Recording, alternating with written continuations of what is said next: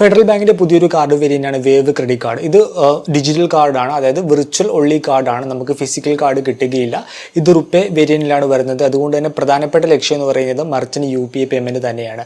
പിന്നെ ഇതൊരു ഫ്ലോട്ടർ കാർഡാണ്. നമുക്ക് ഫെഡറൽ ബാങ്കിൽ ഓൾറെഡി അവരുടെ ഏതെങ്കിലും ക്രെഡിറ്റ് കാർഡ് വേരിയന്റ് ഉണ്ടെങ്കിൽ മാത്രമേ നമുക്ക് ഒരു വേവ് ക്രെഡിറ്റ് കാർഡ് കിട്ടുകയുള്ളൂ. അല്ലാതെ നമുക്ക് ഡയറക്റ്റ് ആയിട്ട് പോയിട്ട് വേവ് ക്രെഡിറ്റ് കാർഡ് എടുക്കാനായിട്ട് സാധിക്കില്ല.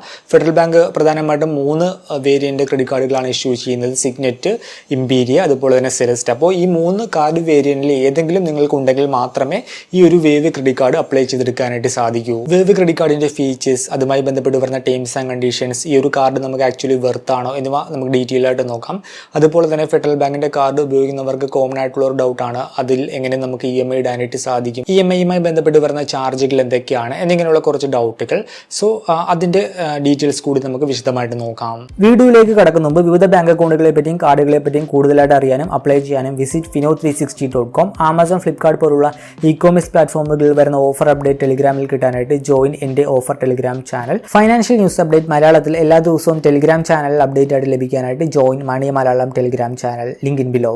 ഫെഡറൽ ബാങ്കിന്റെ ഒരു പുതിയ വേവ് കാർഡ് എന്ന് പറയുന്നത് ഒരു ഫ്ലോട്ടർ കാർഡാണ്. ഓൾറെഡി നിങ്ങൾക്ക് ഫെഡറൽ ബാങ്കിൽ ഒരു നോർമൽ ക്രെഡിറ്റ് കാർഡ് ഉണ്ടാകും. അതിന്റെ കൂടെ ലിങ്കായി കിട്ടുന്ന ഒരു വിർച്വൽ ഒള്ളി കാർഡാണ് ഈ ഒരു വേവ് ക്രെഡിറ്റ് കാർഡ് എന്ന് പറയുന്നത്. ഫെഡറൽ ബാങ്കിൽ നിങ്ങൾക്ക് ഓൾറെഡി ഉള്ള ക്രെഡിറ്റ് കാർഡിന്റെ ലിമിറ്റ് എത്രയാണോ ആ ഒരു സെയിം ലിമിറ്റ് തന്നെയായിരിക്കും പുതിയ വേവ് ക്രെഡിറ്റ് കാർഡിനും ആപ്ലിക്കബിൾ ആയിട്ടുള്ളത്.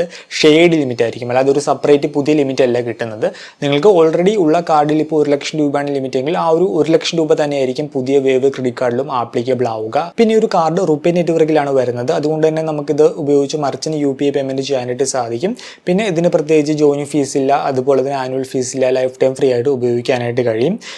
പിന്നെ നമുക്കിത് വിർച്വൽ ഒള്ളി കാർഡാണ്. ഇതിന്റെ ഫിസിക്കൽ കാർഡൊന്നും നമുക്ക് കിട്ടുന്നില്ല. ജസ്റ്റ് കാർഡിന്റെ card number, CVV, expiry date അങ്ങനെയുള്ള ഇൻഫർമേഷൻസ് നമുക്ക് മൊബൈൽ ആപ്പിൽ തന്നെ ലഭിക്കും. അതുപയോഗിച്ച് നമുക്ക് ഓൺലൈൻ ട്രാൻസാക്ഷൻ നടത്താനായിട്ട് സാധിക്കും. അതേസമയം നമുക്ക് ഫിസിക്കൽ ആയിട്ടുള്ള സ്വൈപ്പിംഗ് ട്രാൻസാക്ഷൻ ഒന്നും ചെയ്യാനായിട്ട് സാധിക്കില്ല. അതിനായിട്ട് നമ്മളുടെ കയ്യിലുള്ള ഫെഡറൽ ബാങ്കിന്റെ മെയിൻ കാർഡ് ഉപയോഗിക്കേണ്ടതായിട്ട് വരും. ഈ ഒരു വേവ് കാർഡിന്റെ മെയിൻ ഉദ്ദേശം എന്ന് പറയുന്നത് മർച്ചന്റ് UPI പേയ്മെന്റ് ആണ്. പിന്നെ ഒരു വേവ് കാർഡിന് ഷെയ്ഡ് ലിമിറ്റ് ആണെങ്കിൽ കൂടി നമുക്ക് സ്റ്റേറ്റ്മെന്റും കാര്യങ്ങളൊക്കെ സെപ്പറേറ്റ് ആയിരിക്കും. നമുക്ക് 2 സ്റ്റേറ്റ്മെന്റ് ആയിട്ട് വരും. നിങ്ങൾക്ക് ഓൾറെഡി ഉള്ള മെയിൻ കാർഡിന്റെ സ്റ്റേറ്റ്മെന്റ് സ്ഥിരം വരുന്നത് പോലെ വരും. അതുപോലെ തന്നെ ഈ ഒരു വേവ് ക്രെഡിറ്റ് കാർഡിന് ഒരു സെപ്പറേറ്റ് സ്റ്റേറ്റ്മെന്റ് വരും. സെപ്പറേറ്റ് ഡ്യൂ ഡേറ്റ് അങ്ങനെയുള്ള കാര്യങ്ങളൊക്കെ വെച്ച് ഒരു സെപ്പറേറ്റ് സ്റ്റേറ്റ്മെന്റ് ആയിരിക്കും വരുന്നത്. എന്നാൽ ഡ്യൂ ഡേറ്റ്, ബില്ലിംഗ് ഡേറ്റ് അങ്ങനെയുള്ള കാര്യങ്ങളൊക്കെ സെയിം ആയിരിക്കും.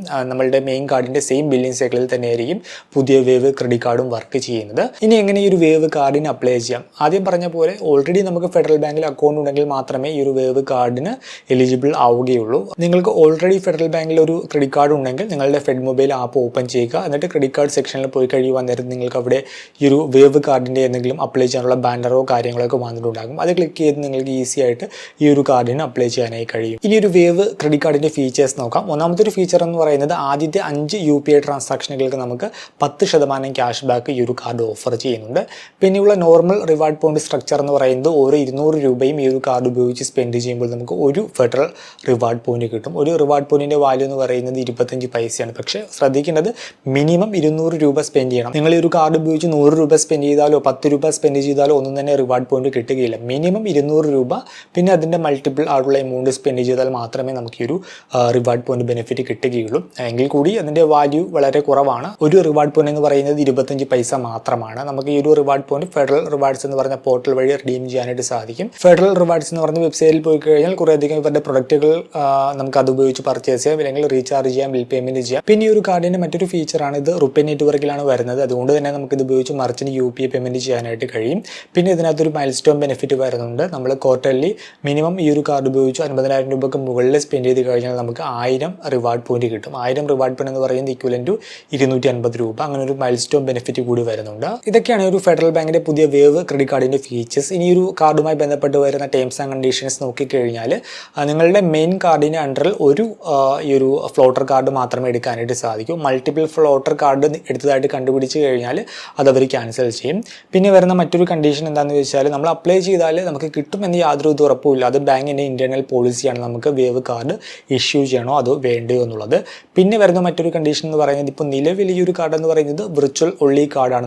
നമുക്ക് ഫിസിക്കൽ കാർഡോ കാര്യങ്ങളോ ഒന്നും വരുന്നില്ല. എന്നാൽ ഫ്യൂച്ചറിൽ എപ്പോൾ വേണമെങ്കിലും അവർക്കിത് ഫിസിക്കൽ കാർഡായിട്ട് സ്റ്റാർട്ട് ചെയ്യാം. പിന്നെ നിങ്ങളുടെ മെയിൻ കാർഡിൻ്റെ പ്രൈമറി കാർഡിൻ്റെ ലിമിറ്റ് തന്നെ ഷെയർഡ് ആയിട്ടാണ് ഈ ഒരു വേവ് കാർഡിലും വരുന്നതെങ്കിൽ കൂടി സ്റ്റേറ്റ്മെൻറ്റ് കാര്യങ്ങളൊക്കെ സെപ്പറേറ്റ് ആയിരിക്കും. നിങ്ങൾക്ക് 2 സ്റ്റേറ്റ്മെൻറ്റ് വരും. അത് നിങ്ങൾ സെപ്പറേറ്റ് ആയിട്ടാണ് ബിൽ പേയ്മെൻറ്റും കാര്യങ്ങളൊക്കെ ചെയ്യേണ്ടത്. എന്നാൽ നമ്മൾ ഡ്യൂ വരുത്തി കഴിഞ്ഞാൽ അത് 2 കാർഡിനെയും എഫക്റ്റ് ചെയ്യും. നിങ്ങൾ ഏതെങ്കിലും ഒരു കാർഡിൽ ഡ്യൂ വരുത്തി കഴിഞ്ഞാൽ അത് 2 കാർഡിനെയും എഫക്റ്റ് ചെയ്യും. അപ്പോൾ ഇതൊക്കെയാണ് ഈ ഒരു കാർഡുമായി ബന്ധപ്പെട്ട് വരുന്ന പ്രധാനപ്പെട്ട ടേംസ് ആൻഡ് കണ്ടീഷൻസ്. ഇനി ഒരു വേവ് ക്രെഡിറ്റ് കാർഡിൻ്റെ ഒരു ഓവർവ്യൂ നോക്കിക്കഴിഞ്ഞാൽ നമുക്ക് ആദ്യത്തെ 5 UPI ട്രാൻസാക്ഷന് മാത്രമാണ് 10% ക്യാഷ് ബാക്ക് ബെനിഫിറ്റ് വരുന്നത്. അത് കഴിഞ്ഞ് നമുക്ക് കിട്ടുന്ന റിവാർഡ് ബെനിഫിറ്റ് എന്ന് പറയുന്നത് വളരെ ശോകമാണ്. ഓരോ 200 രൂപ സ്പെൻഡ് ചെയ്യുമ്പോൾ മാത്രമാണ് നമുക്ക് ഒരു റിവാർഡ് പോയിന്റ് കിട്ടുന്നത്. ഒരു റിവാർഡ് പോയിന്റിൻ്റെ വാല്യൂ എന്ന് പറയുന്നത് വെറും 25 പൈസ മാത്രമാണ്. സോ അത് വളരെ കുറവാണ്. പിന്നെ മൈൽ സ്റ്റോൺ ബെനിഫിറ്റ് ഉണ്ട് എങ്കിലും നമ്മൾ 50,000 രൂപ സ്പെൻഡ് ചെയ്യുമ്പോൾ നമുക്ക് 1000 റിവാർഡ് പോയിന്റ് മാത്രമാണ് കിട്ടുന്നത്. ഇക്വലൻ്റ് 250 രൂപ മാത്രമാണ് നമുക്ക് കിട്ടുന്നത്. അതിനേക്കാൾ നമുക്ക് UPI പേയ്മെൻറ്റിന് റിവാർഡ് ബെനിഫിറ്റ് കിട്ടുന്ന തരത്തിലുള്ള കാർഡുകൾ മാർക്കറ്റിൽ അവൈലബിൾ ആണ്. ലൈക്ക് നമുക്ക് ടാറ്റ ന്യൂ ഇൻഫിനിറ്റി കാർഡുണ്ട്, പ്ലസ് വേരിയൻ്റ് കാർഡുണ്ട്, കിവി കാർഡുണ്ട്. ഇതൊക്കെ തന്നെ UPI പേയ്മെൻറ്റിന് നമുക്ക് കൂടുതൽ ബെനിഫിറ്റ് ഓഫർ ചെയ്യുന്നുണ്ട്. അങ്ങനെ നോക്കുമ്പോൾ നേരത്തെ ഈ ഒരു ഫെഡറൽ ബാങ്കിൻ്റെ ഈ ഒരു വേവ് കാർഡ് എന്ന് പറയുന്നത് നമുക്ക് ബെനിഫിറ്റ്സിൻ്റെ കാര്യത്തിൽ അത്ര നല്ലതല്ല. നമുക്ക് അത്ര വലിയ ബെനിഫിറ്റ് ഒന്നും ഓഫർ ചെയ്യുന്നില്ല. അതേസമയം നിങ്ങൾക്ക് മർച്ചൻ്റ് UPI പേയ്മെൻറ്റ് ചെയ്യാനായിട്ട് ജസ്റ്റ് ലൈഫ് ടൈം ഫ്രീ ആയിട്ടുള്ള ഒരു കാർഡ് മതിയെങ്കിൽ ഈ ഒരു കാർഡ് ഓക്കെയാണ്. ഇതിൻ്റെ പേഴ്സണൽ ഒപ്പീനിയൻ മാത്രമാണ്. നിങ്ങളുടെ അഭിപ്രായം കമൻറ്റായിട്ട് രേഖപ്പെടുത്തുക. ഇനി ഫെഡറൽ ബാങ്കിൻ്റെ ക്രെഡിറ്റ് കാർഡ് ഉപയോഗിച്ച് നമുക്ക് എങ്ങനെ EMI ഇടാനായിട്ട് സാധിക്കും? ഈ ഒരു വേവ് കാർഡിൻ്റെ കാര്യമല്ല പറയുന്നത്. ഫെഡറൽ ബാങ്കിൻ്റെ ഏത് കാർഡ് ഉപയോഗിച്ചാണെങ്കിൽ നമുക്ക് എങ്ങനെ EMI ഇടാനായിട്ട് സാധിക്കും? നമ്മളിപ്പോൾ കോമൺ ആയിട്ട് പർച്ചേസ് ചെയ്യുന്ന പ്ലാറ്റ്ഫോമുകളൊക്കെ നോക്കിക്കഴിഞ്ഞാൽ അതിനകത്ത് EMI ഓപ്ഷൻ ഫെഡറൽ ബാങ്കിൻ്റെ കാർഡിന് കാണുകയില്ല. എങ്കിലും നമുക്ക് നമ്മുടെ ട്രാൻസാക്ഷൻ EMI ആയിട്ട് മാറ്റാനായിട്ട് സാധിക്കും. പല മാർഗ്ഗങ്ങളിലൂടെ ഇത് ചെയ്യാം. ഒന്നാമതായിട്ട് നമുക്ക് ഡയറക്റ്റ് EMI ഉണ്ടെങ്കിൽ അത് നമുക്ക് എടുക്കാനായിട്ട് സാധിക്കും. അതിപ്പോൾ ഫെഡറൽ ബാങ്കുമായിട്ട് ടൈപ്പിലുള്ള POS മെഷീൻ അതുപോലെ തന്നെ അഗ്രിഗേറ്ററിൽ മാത്രമേ നമുക്ക് ഡയറക്റ്റ് EMI ഫെസിലിറ്റി ഉണ്ടാകൂ. ഇപ്പോൾ പൈൻ ലാബിൻ്റെ മെഷീൻ അതുപോലെ തന്നെ ഈസി ടാപ്പൊക്കെ ആണെങ്കിൽ നമുക്ക് ഡയറക്റ്റ് EMI ഇടാനുള്ള ഓപ്ഷൻ ഉണ്ടാകും. അതുപോലെ തന്നെ Paytm അഗ്രിഗേറ്റർ ആണെങ്കിൽ നമുക്ക് ഡയറക്റ്റ് EMI ഓപ്ഷൻ ഉണ്ടാകും.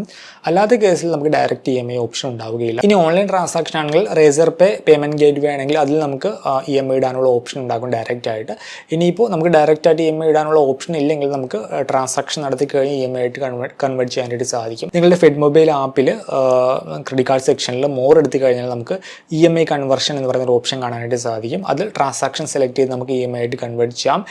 ഇല്ലാന്നുണ്ടെങ്കിൽ നമുക്ക് കസ്റ്റമർ കെയറിൽ വിളിച്ച് നമ്മളുടെ ട്രാൻസാക്ഷൻ EMI ആയിട്ട് കൺവേർട്ട് ചെയ്യാനായി കഴിയും. ഇനി ഫെഡറൽ ബാങ്ക് ക്രെഡിറ്റ് കാർഡിൻ്റെ EMI ട്രാൻസാക്ഷനുമായി ബന്ധപ്പെട്ട് വരുന്ന ചാർജുകൾ നോക്കിക്കഴിഞ്ഞാൽ ഒന്നാമത്തെ ഒരു ചാർജ് പലിശയാണ്. ഈ ഒരു പലിശ എന്ന് പറയുന്നത് 13% മുതൽ 15% വരെയാണ് ആനുവലി, പ്ലസ് GST ആപ്ലിക്കബിൾ ആണ്. പിന്നെ വരുന്ന മറ്റൊരു ചാർജാണ് പ്രോസസ്സിംഗ് ചാർജ്. പ്രോസസ്സിംഗ് ചാർജ് നമ്മൾ ഡയറക്റ്റ് ആയിട്ട് EMI ഇടുമ്പോഴും അതുപോലെ തന്നെ നമ്മളടുത്തൊരു ട്രാൻസാക്ഷൻ അതിനുശേഷം EMI ആയിട്ട് കൺവേർട്ട് ചെയ്യുമ്പോഴും വരുന്ന പ്രോസസ്സിംഗ് ചാർജ് ഡിഫറൻറ്റ് ആണ്. നമ്മളിപ്പോൾ പേയ്മെൻറ്റ് ചെയ്യുമ്പോൾ തന്നെ ഡയറക്റ്റ് ആയിട്ട് അത് EMI ആയിട്ട് കൺവേർട്ട് ചെയ്യുകയാണെങ്കിൽ പ്രോസസ്സിംഗ് ചാർജ് കുറവാണ്. ട്രാൻസാക്ഷൻ എമൗണ്ടിൻ്റെ 1% ഇല്ലെങ്കിൽ മാക്സിമം 99 രൂപ പ്ലസ് GST ആണ് പ്രോസസ്സിംഗ് ഫീസായിട്ട് ഈടാക്കുക. അതേസമയം നിങ്ങൾ ഒരു ട്രാൻസാക്ഷൻ നടത്തിയതിന് ശേഷം അത് EMI ആയിട്ട് കൺവേർട്ട് ചെയ്യുമ്പോൾ ഈ ഒരു പ്രോസസ്സിംഗ് ചാർജ് കൂടുതലാണ്. പ്രോസസ്സിംഗ് ചാർജ് വരുന്നത് ട്രാൻസാക്ഷൻ എമൗണ്ടിൻ്റെ 2.5% പ്ലസ് GST ഇല്ലെങ്കിൽ മിനിമം 200 രൂപ പ്ലസ് GST ഏതാണോ ഹയർ അതായിരിക്കും പ്രോസസ്സിംഗ് ചാർജ് ആയിട്ട് ഈടാക്കുക. ഇതൊക്കെയാണ് ഫെഡറൽ ബാങ്ക് ക്രെഡിറ്റ് കാർഡുകളുടെ EMIയുമായി ബന്ധപ്പെട്ട് വരുന്ന പ്രധാനപ്പെട്ട ചാർജുകൾ. ഈ ഒരു വീഡിയോ ഇഷ്ടമായെന്ന് കരുതുന്നു. നിങ്ങൾ ഫെഡറൽ ബാങ്കിൻ്റെ ഒരു ക്രെഡിറ്റ് കാർഡ് ഉപയോഗിക്കുന്നുണ്ടെങ്കിൽ